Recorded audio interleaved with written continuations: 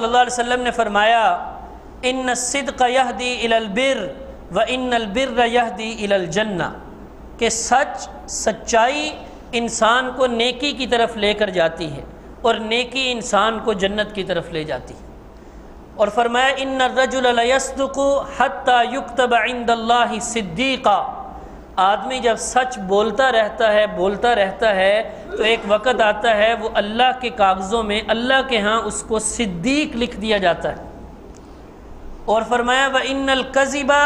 يَهْدِي إِلَى الْفُجُورِ، جھوٹ بولنا